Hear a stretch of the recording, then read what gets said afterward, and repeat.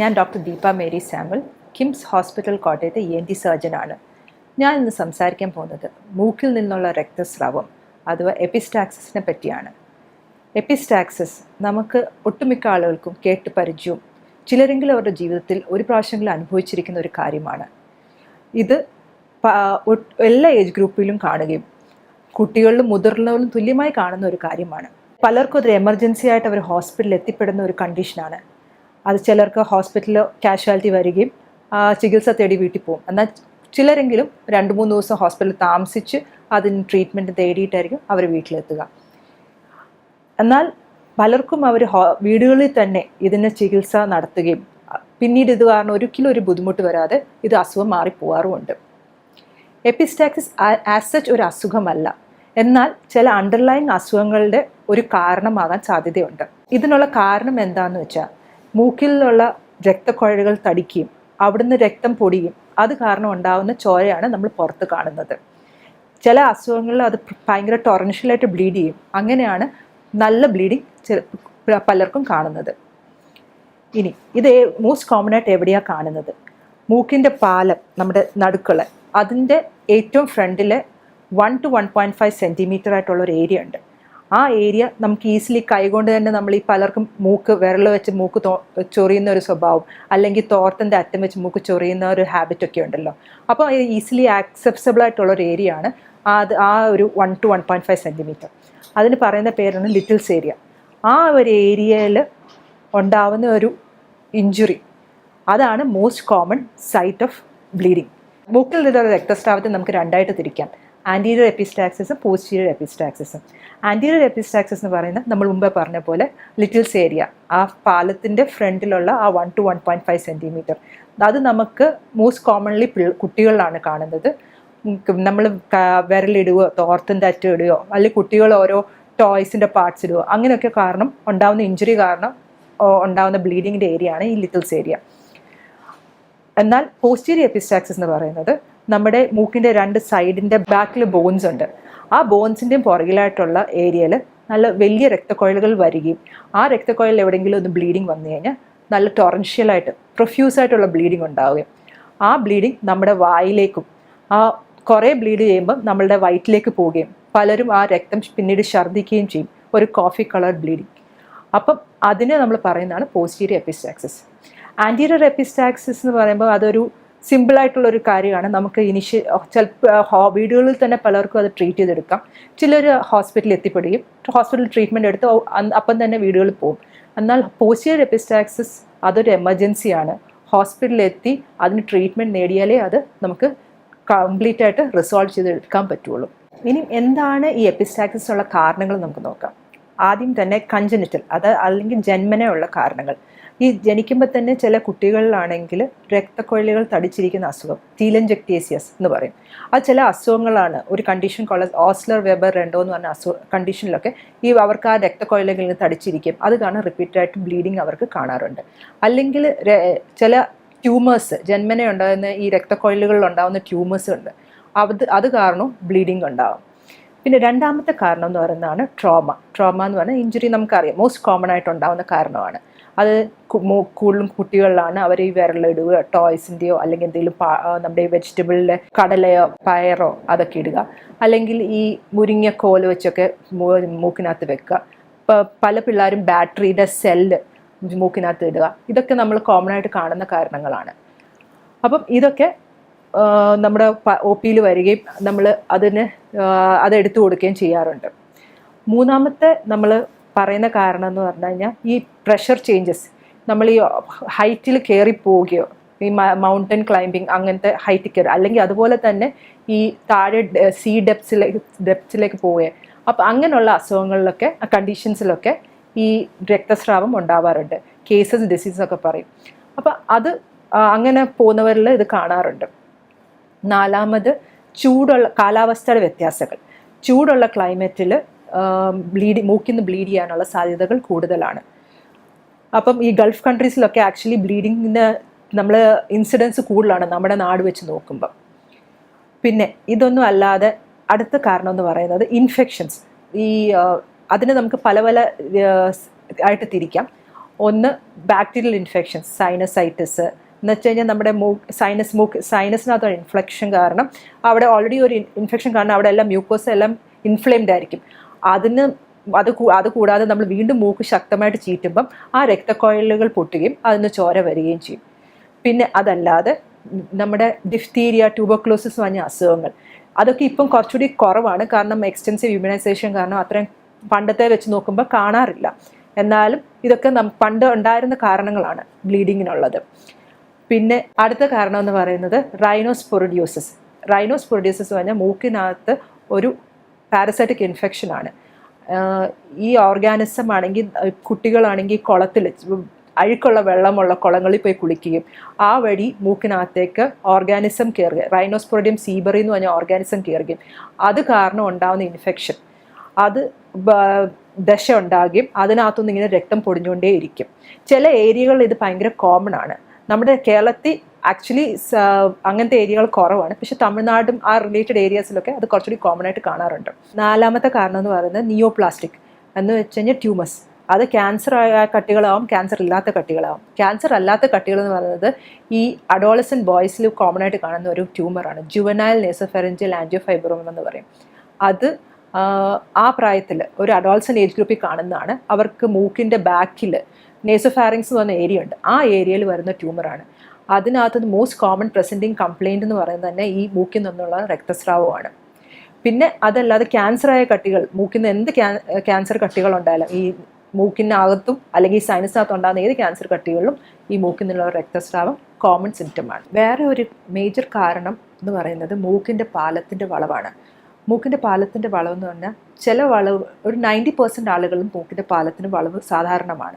അതിനകത്ത് ചില വളവുകൾ ഭയങ്കര സിവിയർ ആയിട്ടുള്ള ഷാർപ്പ് ബെൻഡ് ഉണ്ടായിട്ട് അത് ആ പാലത്തിൻ്റെ സൈഡിലേക്ക് വന്ന് ടച്ച് ചെയ്യുകയും നമ്മൾ അവിടെ വെച്ചിട്ട് നമുക്ക് ഈ മൂക്കിന് ഇറിറ്റേഷൻ വരുമ്പോൾ ശക്തിയായിട്ട് തിരുമോ വല്ലതും ചെയ്ത് കഴിഞ്ഞാൽ അത് ബ്ലീഡ് ചെയ്യാനുള്ള ടെൻഡൻസി ഉണ്ടാവും. അപ്പം അത് ആർക്കും ഉണ്ടാവുമെന്ന് നമുക്ക് പറയാൻ പറ്റില്ല. പക്ഷേ ആ ഒരു ടെൻഡൻസി ഉള്ളപ്പം ജസ്റ്റ് ഒന്ന് റബ്ബ് ചെയ്തിട്ട് പിന്നെ സ്റ്റോപ്പ് ചെയ്യണം. ശക്തമായിട്ട് ചെയ്ത് കഴിഞ്ഞാൽ അത് എപ്പിസ്റ്റാക്സിസ് ഉണ്ടാക്കാനുള്ള ഒരു കാരണമാണ്. അപ്പം ഇതൊക്കെയാണ് ലോക്കൽ കോസസ്. ഇനി നമുക്ക് സിസ്റ്റമിക് കോസസ് നോക്കാം. സിസ്റ്റമിക് കോസസ് എന്ന് പറഞ്ഞാൽ നമ്മുടെ ബോഡിക്കകത്തുള്ള കാരണങ്ങൾ എന്തൊക്കെയാണ്. അപ്പോൾ ഇതിനകത്ത് മോസ്റ്റ് കോമൺ ആയിട്ട് പറയുന്നത് BP കൂടുക, ഹൈപ്പർ ടെൻഷൻ, രക്തസമ്മർദ്ദം കാരണം രക്തത്തിന് പോകുന്ന അളവ് ഫോഴ്സ് കൂടുകയും അത് കാരണം രക്തക്കൊഴലുകൾ പൊട്ടുകയും അതിനകത്ത് ശക്തമായിട്ട് ചോര പുറത്തേക്ക് വരുന്നതാണ് ഏറ്റവും മോസ്റ്റ് കോമൺ കാരണം. പിന്നെ ഇതല്ലാതെ രണ്ടാമത്തെ എന്ന് പറയുന്നത് രക്തത്തിനകത്തുള്ള കൊഴുപ്പ് കൂടുതൽ, കൊളസ്ട്രോൾ കൂടുതലുള്ളവരിലും ഇതൊരു കോമൺ സിംറ്റമാണ്. പിന്നെ ഇതല്ലാതെ ഹാർട്ടിലുള്ള മൈട്രൽ സ്റ്റീനോസിസ്, അല്ലെങ്കിൽ ലിവറിനകത്ത് ലിവർ സിറോസിസ്, അല്ലെങ്കിൽ കിഡ്നിക്കകത്ത് നെഫ്രൈറ്റിസ്, ഇങ്ങനെയൊക്കെ കണ്ടീഷൻസിലും ഈ എപ്പിസ്റ്റാക്സിസ് കോമൺ ആണ്. പിന്നെ ഇതല്ലാതെ നമ്മുടെ വൈറ്റമിൻ ക്ലോട്ടിംഗ് ഫാക്ടേഴ്സായ രക്തം ക്ലോട്ട് ചെയ്യാനുള്ള ഫാക്ടേഴ്സ് നമ്മുടെ ബോഡിക്കകത്തുണ്ട്, അതിൻ്റെയൊക്കെ ഡെഫിഷ്യൻസി എന്തെങ്കിലും ഉണ്ടെങ്കിൽ അങ്ങനെയുള്ളവരിലും വൈറ്റമിൻ K അല്ലെങ്കിൽ ക്ലോട്ടിംഗ് ഫാക്ടേഴ്സ് ഡെഫിഷ്യൻസി അങ്ങനെയുള്ളവരിലും ഈ എപ്പിസ്റ്റാക്സിസ് കാണാറുണ്ട്. പിന്നെ നെക്സ്റ്റ് കാരണം എന്ന് പറയുന്നത് നമുക്ക് ഡ്രഗ്സ് ആണ്. നമ്മുടെ ഈ രക്തം ക്ലോട്ട് ചെയ്യാതിരിക്കത്തക്ക രീതിയിലുള്ള ഡ്രഗ്സ് കഴിക്കുന്നവർ, ഹെപ്പാരിൻ, വാർഫാരിൻ അങ്ങനത്തെ ഡ്രഗ്സ് കഴിക്കുന്നവരിൽ ഈ ബ്ലീഡിങ് ഉണ്ടാവാൻ സാധ്യതയുണ്ട്. എല്ലാവരിലും ഉണ്ടാവണം എന്നല്ല, എന്നാൽ അങ്ങനെ എടുക്കുന്നവർ ചിലർക്ക് ഉണ്ടാവാൻ ടെൻഡൻസി ഉണ്ട്. പിന്നെ പ്രഗ്നൻസി കണ്ടീഷനിൽ അത് ആ സമയത്ത് ഈ ഹോർമോണൽ ചേഞ്ചസും BPയുടെ വേരിയേഷനും ഒക്കെ കാരണം ചില പ്രഗ്നൻറ്റ് ലേഡീസിൽ മൂക്കിൽ നിന്നുള്ള ചോര കാണാറുണ്ട്. ചില സ്ത്രീകൾ അവരുടെ പീരിയഡ്സ് സമയത്തും മൂക്കിൽ നിന്നുള്ള ചോര ഒരു സിംറ്റമാണ്. അതും ഹോർമോണൽ ചേഞ്ചസ് കാരണമുള്ള ഒരു വേരിയേഷൻ കാരണമാണ്. ഇതൊന്നുമല്ലാതെ പ്രത്യേകിച്ചൊരു കാരണമില്ലാതെ ചിലർക്ക് മൂക്കിൽ നിന്ന് ചോര വരും. പക്ഷെ ഇത് ബാക്കി എല്ലാ കോസസും റൂൾ ഔട്ട് ചെയ്തിട്ട് മാത്രമേ നമുക്ക് ഇഡിയോപ്പതിക് അല്ലെങ്കിൽ കാരണമൊന്നും ഇല്ലാതെ ബ്ലീഡ് ചെയ്തെന്ന് പറയാൻ പറ്റുള്ളൂ. അപ്പം ഇതാണ് മൂക്കിൽ നിന്നുള്ള രക്തസ്രാവത്തിനുള്ള കാരണങ്ങൾ. ഇനി നമുക്കിതിനെ എങ്ങനെ മാനേജ് ചെയ്യാം നമുക്ക് നോക്കാം. ആദ്യം പ്രിവെൻറ്റ് ചെയ്യുന്നത് എങ്ങനെയാണ്? അത് മൂക്കിൽ നിന്ന് ഫസ്റ്റ് ഓഫ് ഓൾ മൂക്കിനകത്ത് ഒന്നും വിരലുകൊണ്ടോ വിരലിടുകയോ മൂക്കിനകത്ത് തോർത്തിൻ്റെ അറ്റമിട്ട് തിരുകാതെ ഇരിക്കാൻ പ്രത്യേകം ശ്രദ്ധിക്കുക. രണ്ടാമത്, കുട്ടികളിൽ ഇങ്ങനെ മൂക്കിൽ വിരലിടുന്ന സ്വഭാവമുള്ള ചില കുട്ടികളുണ്ട്, അതവർക്കൊരു ഹാബിറ്റാണ്. അങ്ങനെയുള്ള കുട്ടികളെ പ്രത്യേകം ശ്രദ്ധിക്കുകയും അവരെ ആ ഹാബിറ്റിൽ നിന്ന് പിന്തിരിപ്പിക്കുകയും ചെയ്യണം. മൂന്നാമത്, ഇൻഫെക്ഷൻസ്, ഈ സൈനസൈറ്റിസ് പോലത്തുള്ള ഇൻഫെക്ഷൻസ്, മൂക്കിൽ നിന്ന് കഫം ഉണ്ടാവുക, അങ്ങനെയുള്ള ഇൻഫെക്ഷൻസ് ഉണ്ടെങ്കിൽ ഉടനെ തന്നെ അതിന് ട്രീറ്റ്മെൻറ്റ് നേടുകയും അങ്ങനെ ചെയ്യുമ്പം ആ ബ്ലീഡിങ് നമുക്ക് അവോയ്ഡ് ചെയ്യാൻ പറ്റും. ഇനി മൂക്കിൽ നിന്ന് രക്തം വന്നു, നമുക്ക് വീട്ടിൽ തന്നെ എന്ത് ചെയ്യാൻ പറ്റും? അപ്പോൾ തന്നെ നമ്മൾ നമ്മുടെ തമ്പും ഇൻഡെക്സ് ഫിംഗറും വെച്ചിട്ട് മൂക്കിനെ പിടിക്കുമ്പോൾ മൂക്കിൻ്റെ ടിപ്പ് പിടിക്കണം, അല്ലാതെ മുകളിലേക്കല്ല പിടിക്കേണ്ടത്. നമ്മൾ മുമ്പേ പറഞ്ഞ ലിറ്റിൽസ് ഏരിയ ഉണ്ടല്ലോ, ആ ഏരിയ വെച്ചിട്ട് ഇപ്പം നമ്മൾ പ്രസ് ചെയ്ത് പിടിക്കുമ്പോൾ ഒരു 5 മിനിറ്റ്സ് കണ്ടിന്യൂസ് സ്ട്രേറ്റ് ആയിട്ട് പ്രസ് ചെയ്ത് പിടിക്കണം, ഇത്തിരി നല്ല ശക്തിയോടെ. അപ്പം ആ സമയത്ത് നമ്മൾ വായിക്കൂടെ ശ്വാസം എടുക്കണം. അങ്ങനെ പ്രസ് ചെയ്ത് പിടിക്കുമ്പോൾ തന്നെ ചെറിയ ബ്ലീഡിങ് ആണെങ്കിൽ അപ്പം തന്നെ സബ്സൈഡ് ചെയ്യും. ഇനി അത് വെച്ച് നിന്നില്ല എന്നുണ്ടെങ്കിൽ നമുക്ക് ഐസ് പാക്സ്, നമ്മുടെയൊക്കെ വീടുകളിൽ ഫ്രിഡ്ജിനകത്ത് ഐസ് പാക്സ് അവൈലബിൾ ആണല്ലോ. അപ്പം അത് എടുത്തിട്ട് നമ്മളൊരു നല്ലൊരു ക്ലോത്തിലോ അല്ലെങ്കിൽ ടിഷ്യൂവിലോ പൊതിഞ്ഞിട്ട് മൂക്കിലൊന്ന് പിടിച്ചു കൊടുത്താൽ മതി. അപ്പോൾ ആ തണുപ്പിൻ്റെ എഫക്റ്റിൽ ഒരു വാസോ കൺസ്ട്രക്ഷൻ നടന്ന് ആ ബ്ലീഡിങ് അങ്ങ് സ്റ്റോപ്പ് ആവും. അല്ലെങ്കിൽ പിന്നെ മൂന്നാമതെന്ന് പറയുന്നത് ട്രോട്ടേഴ്സ് മെത്തേഡ് എന്നാണ്. എന്ന് വെച്ച് കഴിഞ്ഞാൽ നമ്മളൊരു ബേസിൻ എടുത്തിട്ട് നമ്മൾ ഫ്രണ്ടിലേക്ക് ആഞ്ഞിട്ട് നമ്മൾ ബേസിലേക്ക് ഒന്ന് കുനിഞ്ഞ് നമ്മുടെ തല കുനിച്ച് വെക്കുക. അപ്പോൾ ആ സമയത്ത് നമ്മുടെ വായിക്കൂടെ ശ്വാസം എടുക്കുമ്പം നമ്മുടെ മൂക്കിൽ നിന്ന് രക്തം പെയ്യെ വീണുകൊണ്ടിരിക്കും.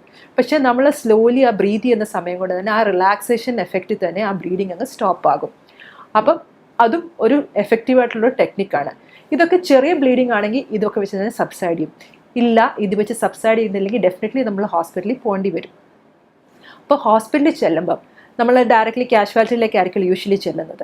കാഷ്വാലിറ്റിയിലെ ഡോക്ടർ നോക്കിയിട്ട് അപ്പം തന്നെ ആ രക്തക്കുഴൽ കാണാൻ പറ്റുന്നുണ്ട്, എവിടെയാണ് ബ്ലീഡ് ചെയ്യുന്നത് കാണാൻ പറ്റുന്നുണ്ടെങ്കിൽ കാഷ്വാലിറ്റി തന്നെ യൂഷ്വലി നമുക്ക് കരിക്കാൻ പറ്റും ആ രക്തക്കുഴലിനെ. അത് കരിച്ചു വിട്ടു കഴിഞ്ഞാൽ പിന്നെ ആ ബ്ലീഡിങ് വീണ്ടും ഉണ്ടാവത്തില്ല. ഇല്ല, ആ രക്തക്കുഴൽ നമുക്ക് കാണുന്നില്ല, ആ ബ്ലീഡിങ് നമുക്ക് സ്റ്റോപ്പ് ചെയ്യാൻ പറ്റുന്നില്ല എന്നുണ്ടെങ്കിൽ നമ്മൾ പാക്കിങ് ചെയ്യും. ഇത് കാഷ്വാലിറ്റികളിൽ തന്നെ നമ്മുടെ കാഷ്വാലിറ്റി ഡോക്ടർ തന്നെ പാക്കിംഗ് ചെയ്യാറുണ്ട്. അപ്പോൾ അത് പാക്കിംഗ് 2 രീതിയിലുണ്ട്. ആൻറ്റീരിയർ നേസൽ പാക്കിങ്ങും പോസ്റ്റീരിയർ നേസൽ പാക്കിങ്ങും. നമ്മൾ മുമ്പേ പറഞ്ഞല്ലോ ആൻറ്റീരിയർ എപ്പിസ്റ്റാക്സിസും പോസ്റ്റീരിയർ എപ്പിസ്റ്റാക്സിസ് എന്ന്. അപ്പം ആൻറ്റീരിയർ എപ്പിസ്റ്റാക്സിസിനെ പാക്ക് ചെയ്യുന്നതാണ് ആൻറ്റീരിയർ നേസൽ പാക്കിംഗ്. എന്ന് വെച്ച് കഴിഞ്ഞാൽ ആ മൂക്കിൻ്റെ ഫ്രണ്ടിലെ റീജിയൻ മാത്രം പാക്ക് ചെയ്യുക. അതിന് നമുക്ക് അവൈലബിൾ ആയിട്ടുള്ള ഗോസ് എന്ന് പറഞ്ഞ മെറ്റീരിയൽ വെച്ചിട്ട്, മെഡിക്കേഷൻ വെച്ചിട്ട്, ആൻറ്റിബയോട്ടിക് വെച്ചിട്ട് നമ്മൾ പാക്ക് ചെയ്യും. അത് മേ ബി നമ്മൾ അത് വെച്ചിട്ട് 2 ദിവസം ഹോസ്പിറ്റലിൽ അഡ്മിറ്റ് ചെയ്തിട്ട് അത് കഴിയുമ്പോൾ ആൾക്ക് കുഴപ്പമൊന്നുമില്ലെങ്കിൽ അതെടുത്തിട്ട് വീട്ടിൽ പോവാം. പോസ്റ്റീരിയർ നേസൽ പാക്കിംഗ് എന്ന് പറഞ്ഞു കഴിഞ്ഞാൽ നമ്മൾക്കാണെങ്കിൽ നമ്മൾ മുമ്പേ പറഞ്ഞ പോലെ പോസ്റ്റീരിയർ എപ്പിസ്റ്റാക്സിസ് അതൊരു എമർജൻസി കണ്ടീഷൻ ആണല്ലോ, അതിനകത്ത് പാക്ക് ചെയ്യുന്ന. അപ്പോൾ അതിന് ഈ ആൻറ്റീരിയർ നേസൽ പാക്കിംഗ് പോലെ അത്ര സിമ്പിൾ അല്ല.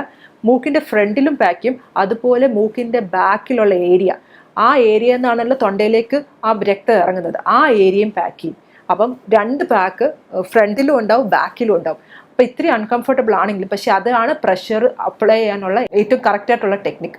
അപ്പം ആ ഒരു പാക്കിങ്ങിൽ ആ ബ്ലീഡിങ് നിൽക്കുകയും അതിന് പറയുന്നതാണ് പോസ്റ്റീരിയർ നേസൽ പാക്കിംഗ്. അപ്പോൾ ഈ സമയത്ത് നമ്മൾ ആ പേഷ്യൻറ്റിനെ അതിനുശേഷം അഡ്മിറ്റ് ചെയ്യുകയും പേഷ്യൻറ്റിനെ ആണെങ്കിൽ അല്ലാതെ ആൻറ്റിബയോട്ടിക്കും അല്ലാതെ ബാക്കിയുള്ള മെഡിസിൻസൊക്കെ ഈ സമയത്ത് പോകുന്നതായിരിക്കും. നമ്മൾ സ്ലോലി ഈ പാക്ക് 1-2 ദിവസത്തിനുള്ളിലായിരിക്കും എടുക്കുക. ഇനി ഈ പാക്ക് എടുക്കാൻ പലരും ധൃതി കാണിക്കാറുണ്ട്.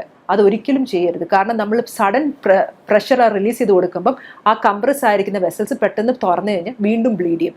അതുകൊണ്ട് ആ നോക്കുന്ന കൺസൾട്ടൻ്റ് എപ്പോൾ എടുക്കാമെന്ന് പറയുന്നു അതിനനുസരിച്ച് മാത്രമേ അത് എടുക്കാൻ പാടുള്ളൂ. ഈ സമയത്ത് പ്രത്യേകം എല്ലാവരും ശ്രദ്ധിക്കേണ്ട ഒരു കാര്യം എന്ന് പറഞ്ഞു കഴിഞ്ഞാൽ മൂക്ക് തിരുമുകയോ മൂക്ക് ചീറ്റാൻ ശ്രമിക്കുകയോ അങ്ങനെയൊന്നും ചെയ്യരുത്. അത് മാത്രം ഒന്ന് പ്രത്യേകം ഡെഫിനറ്റ്ലി അത് ശ്രദ്ധിക്കണം. അല്ലെങ്കിൽ വീണ്ടും ആ പ്രഷറിന് ചേഞ്ച് വന്ന് ബ്ലീഡ് ചെയ്യാൻ സാധ്യതയുണ്ട്. നമ്മൾ ഹോസ്പിറ്റലിൽ ഈ സമയത്ത് അഡ്മിറ്റ് ആയിരിക്കുന്ന സമയത്ത് തന്നെ ബാക്കി ഇൻവെസ്റ്റിഗേഷൻസ് എല്ലാം ചെയ്യാറുണ്ട്. എന്ന് വെച്ച് കഴിഞ്ഞാൽ നമ്മളിപ്പം ഇതിനൊരു മാനേജ്മെൻറ്റ് കൊടുക്കുന്നതിന് കൂടെ എന്ത് കാരണം കൊണ്ടാണ് ഇതുണ്ടായെന്ന് നമ്മൾ നോക്കുകയും അതിനെ ചികിത്സിക്കുകയും നമ്മൾ ചെയ്യാറുണ്ട്. ഇപ്പം ബ്ലഡിലുള്ള കാരണങ്ങളാണെങ്കിൽ അതിനെ കറക്റ്റ് ചെയ്യുക. അല്ലെങ്കിൽ നമ്മൾ മുമ്പേ പറഞ്ഞ പോലെ മൂക്കിൻ്റെ പാലത്തിൻ്റെ വളവിന് കാരണം കൊണ്ടാണ് ഇതുണ്ടാവുന്നെങ്കിൽ അതിൻ്റെ ഒരു സർജറി പ്ലാൻ ചെയ്യുമോ, ഇതിന് ശേഷം അതിനെപ്പറ്റി ഒരു പ്ലാനിങ് ചെയ്യുമോ. അപ്പം എന്താണ് കോസ്, അതിനെ റെമഡി ചെയ്യാനുള്ള ഈ സമയത്ത് നമ്മൾ ഡോക്ടേഴ്സ് ചെയ്യാറുണ്ട്. ഇതിനെപ്പറ്റിയുള്ള ടേക്ക് ഹോം മെസ്സേജ് എന്ന് പറഞ്ഞു കഴിഞ്ഞാൽ, 1, മൂക്കിൽ നിന്നുള്ള രക്തസ്രാവം ചെറിയൊരു കാര്യമല്ല. അത് ഒരു അണ്ടർലൈങ് അസുഖത്തിൻ്റെ ഒരു ലക്ഷണമായിരിക്കും. അപ്പോൾ അത് നിങ്ങൾ ഒരു പ്രാവശ്യം ഉണ്ടായി അത് സബ്സൈഡ് ചെയ്തു, പക്ഷെ വീണ്ടും അത് റിക്കർ ചെയ്യുവാണെങ്കിൽ ഡെഫിനറ്റ്ലി ഹോസ്പിറ്റലിൽ കാണിച്ച് അതിനെ ട്രീറ്റ് ചെയ്യുകയും അതിൻ്റെ കോസ് കണ്ടുപിടിക്കുകയും ചെയ്യുകയും വേണം. രണ്ടാമത്തേത്, മൂക്കിനകത്ത് വിരലിടുകയോ വേറെ എന്തെങ്കിലും സാധനം കൊണ്ട് മൂക്കിനകത്ത് ഇടുകയോ ചെയ്യരുത്. നമ്മൾ പ്രിവെൻറ്റ് ചെയ്ത് കഴിഞ്ഞാൽ ഇങ്ങനത്തെ ഒരു സിറ്റുവേഷൻ നമുക്ക് അവോയ്ഡ് ചെയ്യാൻ പറ്റും.